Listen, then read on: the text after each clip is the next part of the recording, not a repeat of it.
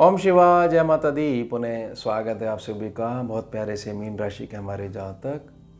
एक छोटे बच्चे का जन्म हुआ है, बड़ी सुख सुविधाओं वाले संपन्नता वाले परिवार में जन्म हुआ है, अतः सोने की चम्मच मुख में लेके पैदा हुआ है, जैसे बड़े समझाते हैं हमारे को। कोई कष्ट उसने देखा नहीं है और स्वयं को घोषित कर रहा है वह कि मैं एक सफल व्यक्ति हूँ। यही सफलता के सूत्र हैं ना। आपकी कोई सफलता नहीं है, आप स्वयं में प्रसिद्ध होना चाह रहे हैं, जो है स्वयं की अच्छाइयाँ केवल सुनना चाह रहे हैं। ये सफलता का कोई सूचना नहीं है, इसमें कोई सूचक नहीं है, व्यर्थ की बातें हैं। सफल व्यक्ति कौन होता है?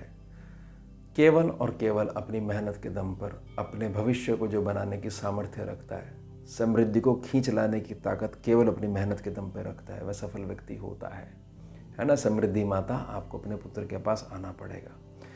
और जब कभी विषम परिस्थितियाँ आ जाती हैं, उसमें बिल्कुल भी घबराता नहीं है, बल्कि उसमें से ही बड़ी सरलता से अपने आप को, अपने प्रियजनों को बाहर ले आता है।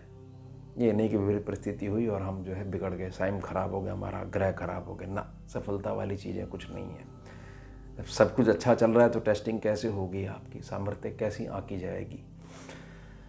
अब ये कुछ विपरीत समय अर्थात मंगल के विषय में प्रार्थना कर रहा हूँ। देखिए 27 अक्टूबर को इन्होंने वृश्चिक राशि स्थान में प्रवेश कर लिया है। 1 नवंबर 2025 में यह अस्त प्रभाव में पहुंच जाएंगे और आगे पूरे 182 दिनों तक अस्त प्रभाव में रहेंगे, यानी कि यात्रा रहेगी 2 मई 2026 तक। इसका सीधा प्रभाव यह पड़ने वाला है कि धन के ऊपर, स्वास्थ्य के ऊपर, चल रही और आने वाली या होने वाली मांगलिक योजना है, मांगलिक कार्य घर में जो है उनके ऊपर पड़ने वाला है। पहले जैसा कुछ नहीं रह जाएगा मई तक, जब हम पहुंच जाएंगे 2026 में, अगले साल। ये लगा लीजिए साल का भी काफ़ी बड़ा एक हिस्सा निकल चुका होगा। तो हमारे को क्या ध्यान बना के रखना है? हमारे को सिर्फ और सिर्फ ये ध्यान बना के रखना है कि मंगल जहाँ जहाँ जिस राशि में मूव करते हुए मेष राशि स्थान में 11 मई 2026 को पहुँचेंगे, तब तक हमारे को उस स्थान से संबंधित बहुत सारी चीज़ें जो घटित होने वाली हैं, उन चीज़ों के प्रति केवल धैर्य बना के रखना है।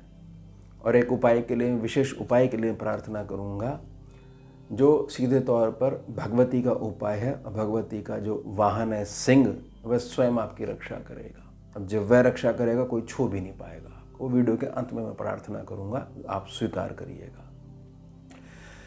अब जो ये डेट्स जो बताई जाएंगी, इसमें 8 से 10 दिन जब आगे जोड़ लोगे तो पीक टाइम रहेगा। पीक टाइम में हमारी विशेष प्रहार होगा मंगल के अस्त के कारण हमारी मानसिकता पे, आंतरिक संकल्प शक्ति पे, और एक नेगेटिविटी वाली भावना कि कुछ नहीं हो पाएगा, कुछ नहीं कर पाएंगे, सब बेकार की बात है।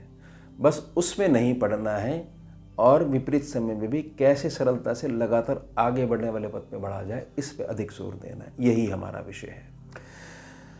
अब भाग्य स्थान से हम शुरू हो जाते हैं। सूर्य भी यहाँ बैठे हुए हैं, वृश्चिक राशि यहाँ लिखी हुई है, 8 नंबर लिखा हुआ है।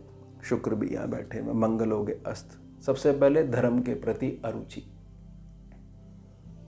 कि जो आपकी धर्म पत्नी आपके लिए कुछ व्यवस्था कर रही हैं, कुछ पूजा पाठ कर रही हैं, इससे कुछ नहीं हो रहा। व्यर्थ में बोल दिया कि जब से तुमने ये वाला पाठ मेरे लिए शुरू करा, तब से मेरे दिन उल्टे होने शुरू हो गए। पिता के साथ संबंध अच्छे नहीं होना, या व्यर्थ में सिर्फ एक चीज़ पे ही बात करना कि इससे मेरी इमेज पे क्या फ़र्क पड़ता है, इससे मेरी इमेज पे क्या फ़र्क पड़ता है। 10 जगह आपने ये चीज़ बोल दी जबकि कोई फ़र्क नहीं पड़ रहा था। आप ज़बरदस्ती फ़र्क पड़वाना चाह रहे हो। एक डिसबैलेंस होने लग गया मेंटालिटी के अंदर। उससे कहीं ना कहीं हमारा भाग्य स्थान की जो ऊर्जा है, पवित्र ऊर्जा, वो क्षीण होनी शुरू हो गई। ध्यान बना के रखिएगा, पहला प्रभाव है धर्म में अरुचि होना। उल्टी सीधी बगैर सिर पैर की बातों को बड़ा अच्छा मानना, और धर्म से जो हमारी परंपरा है उस पे जो चलते हुए अभी तक जो आप सफल होते आ रहे थे, उसके ठीक विपरीत जो है अपनी गणना साबित कर देना। कुछ नहीं रखा इन बातों में, जब होना होगा तब हो जाएगा, या इन चीज़ों का एक माहौल बनाना।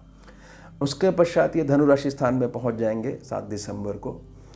कर्म क्षेत्र पे जो आने वाला पैसा है वह थोड़ा सा अगर प्रभावित होता है, जातक उसको एक ऐसा इश्यू बना सकता है या बनाने लग जाएगा कि मैं जी डिप्रेशन में हूँ, मेरा बीपी इस समय बहुत हाई है काम धंधे को लेकर। और जातक जब उनसे कोई प्रार्थना करेगा कि अब तक का आपका जीवन जो है उसमें कुछ तो ईश्वर की इच्छा रही ही है जो आपको यहाँ तक ले आई, कि नहीं ये तो मैं अपने दम पे आया हूँ, ईश्वर का इसमें क्या रोल है। ज़बरदस्ती एक वाद विवाद की स्थिति जिसका सीधा प्रभाव आपके सुख स्थान के ऊपर और आपके कर्म क्षेत्र के ऊपर, विशेषता घर में बुजुर्गों के साथ आपका जो निजी व्यवहार है, उनकी जो दैनिक क्रिया आंतरिक क्रिया हैं उनके साथ व्यर्थ में डिस्टर्बेंस होना। और 8 से 10 दिन ये पीक वाला टाइम रहेगा। इसमें केवल धैर्य की पालना मत छोड़ देना और पालना करनी आनी चाहिए। अब मंगल उच्च प्रभावी हो जाएंगे, लाभ स्थान में पहुंच जाएंगे, मकर राशि में पहुंच जाएंगे 16 जनवरी 2026 में। यहाँ पर मंगल कुछ राहत तो देंगे ही देंगे, लेकिन ज्ञान का अहंकार भी देंगे। यह अहंकार आपकी संतान पक्ष में भी बहुत अधिक देखने को मिल सकता है। उसके कारण आप दोनों के मध्य व्यर्थ में मतभेद होते होते मन के भेद होने शुरू हो सकते हैं। ध्यान बना के रखिएगा, ये सारी चीज़ें जो मैं बता रहा हूँ ये सिर्फ और सिर्फ तभी अप्लाई होंगी जब एक सधा हुआ रिएक्शन आपके पास बैलेंस तरीके से नहीं है। आपको जो जवाब देना है वह आपको क्लियर नहीं है।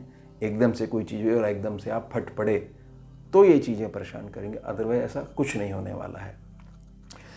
अब राहु पहुँच के द्वादश भाव पे पहुँच गए, कुंभ राशि स्थान में पहुँच गए 23 फरवरी 2026 में। राहु यहाँ बैठे हुए हैं।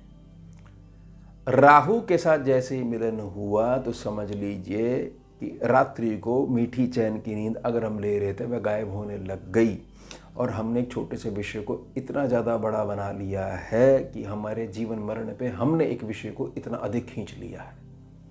जीने मरने का सवाल आ चुका है। जिससे भी बात कर रहे हैं कि बाबूजी अगर आज जो है ये चीज़ नहीं हुई तो मेरे जीवन पे संकट आ जाएगा, जबकि वास्तविकता में शारीरिक तौर पर ऐसा कुछ नहीं हो रहा होगा, लेकिन मानसिकता में वह चीज़ प्रवेश कर जाएगी क्योंकि आप धैर्य की पालना नहीं कर रहे हो। ना ही जो उपाय के लिए मैं प्रार्थना कर रहा हूँ वो आपने प्रयोग किए होंगे। ये आने वाले समय की मैं बात कर रहा हूँ। अब शनि जहाँ बैठे हुए मीन राशि में, अब लगन में आ गए। शनि के पास आगे 2 अप्रैल 2026 में आग भी मिल गई इनको, फ्यूल भी मिल गया। अब जो है विस्फोट होना है। विस्फोट नहीं बोलते इसको, बोलते हैं स्पार्क हो गया एक प्रकार का। शनि और मंगल जो हैं जातकों को एक बेहतर कुशल इंजीनियर बना लेते हैं कि दिमाग की जिसमें कोई कमी नहीं होती, लेकिन मंगल की ऊर्जा अगर बैलेंस नहीं है तो शनि को भी टक्कर मारने लग जाता है, यानी अहंकार क्रोध आने लग जाता है, जिसका सीधा प्रभाव आपके पास आने वाली दैनिक आमदनी, आपका फ्रेंड सर्कल और आपकी धर्मपत्नी यानी जीवन साथी के ऊपर पड़ेगा ही पड़ेगा। और कुछ हल नहीं निकल पाएगा इस तीव्र बुद्धि का, क्योंकि तीव्र बुद्धि तो है लेकिन साथ में बैलेंस बिगड़ा हुआ है। अब उसके पश्चात ये धन क्षेत्र में प्रवेश कर जाएंगे 11 मई 2026 में। तो यहाँ मैंने प्रार्थना करी है 2 मई तक ये अस्प्रभाव में रहेंगे, उसके बाद अस्प्रभाव से मुक्त हो जाएंगे। अस्त से बाहर आने लग जाएगी, सत्ता दोबारा आने लग जाएगी 182 दिनों के पश्चात। फिर भी जातक ने ज़्यादा ग्रहण कर ली अस्त की ऊर्जा तो फर्क जो है 11 तारीख तक जो है देखने को मिलेगा, उसके बाद भी देखने को मिल सकता है। देखिए ये धन का क्षेत्र है, ये कुटुंब का क्षेत्र है, ये वाणी का क्षेत्र है। तो धन के भंडारण में हमारी आंतरिक शांति बहुत ज़्यादा ज़रूरी है। एक अशांत व्यक्ति धन के भंडारण को संतुलित वे से आगे नहीं बढ़ा सकता है। कुटुंब से परेशान व्यक्ति किसी देवता को सिद्ध नहीं कर सकता है। ये ध्यान बना के रखिएगा। स्वयं के माता पिताओं से, स्वयं के बुजुर्गों के साथ अगर बिगड़ रही है, किसी भी गुरु के आशीर्वाद से पुनः कनेक्शन नहीं हो सकता है, भले ही वह गुरु परंपरा में जुड़ा हुआ हो। आपकी चैरिटी अगर घर से स्टार्ट नहीं हो रही है, बाहर जाके जो चीज़ कर रहे हो उसको मात्र एक प्रकार का अभिनय कहते हैं। अभिनय अच्छा कर लेते हो, घर से शुरुआत करनी नहीं आती है। तो ये ध्यान बना के रखिएगा। यहाँ पर केवल एक विषय पे जोर दिया गया है कि धैर्य नहीं छोड़ना है। अब उपाय के लिए प्रार्थना कर रहा हूँ। स्कैनिंग विद्या का सूत्र बड़ा सिंपल है। जो ग्रह अस्त है उससे संबंधित क्रियाएं अपने शरीर में शामिल करने लग जाओ, अस्त का प्रभाव नहीं पड़ेगा गोचरी अवस्था में। व्यायाम करिए, दौड़िए, भागिए, पसीना बहाइए।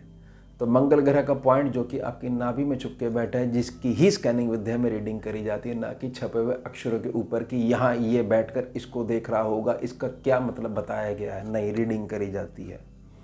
यह मंगल का पॉइंट आपकी नाभि स्थान में मणिपुर चक्र है, जहाँ पर स्वादिष्ठान के ऊपर इसकी रीडिंग करी जाती है।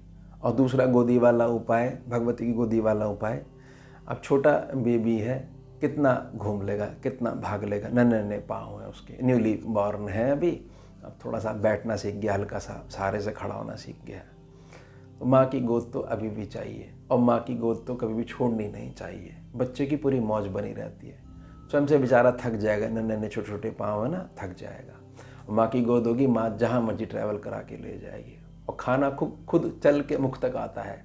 यहाँ कर्म करने की जरूरत भी नहीं है, माँ की गोद होनी चाहिए। भगवती की गोद कैसे? माँ के बड़े सुंदर प्यारे और बड़े सरल 32 नाम आते हैं। 108 बार ले लीजिए, रोज़ाना ले लीजिए, जब तक ये मंगलस प्रभाव में बड़ी हाथ जोड़ के विनम्र प्रार्थना है। देखिएगा जीवन कितना सुंदर होने लग गया, स्वयं का भी और परिवार वालों का भी। एक मनके के ऊपर 32 नाम, दूसरे मनके के ऊपर 32 नाम, तीसरे मनके के ऊपर पुनः 32 नाम। थोड़ा समय लग सकता है, शुरुआत में प्रार्थना रहेगी, लेकिन माँ की गोद जरूर मिल जाएगी। और वो सिंह तो रक्षा करेगा जब आप ये संकल्प ले लोगे कि मुझे इस क्षेत्र में आगे बढ़ना चाहिए। और मंगल के अस्त का प्रभाव, शनि के साथ टकराव, राहु के साथ टकराव, द्वादश भाव का असर, कुछ नहीं फर्क पड़ने वाला ना। सारी बातें जो है वहीं की वहीं धरी रह जाएंगी, क्योंकि ग्रह को पैदा करने वाली या ग्रह के अंदर सामर्थ्य फल देने की उसकी शक्ति के कारण वह शक्ति स्वयं आके अपने बच्चों को गोद में उठा लिया उसने, अब खूब लाड प्यार कर रही है।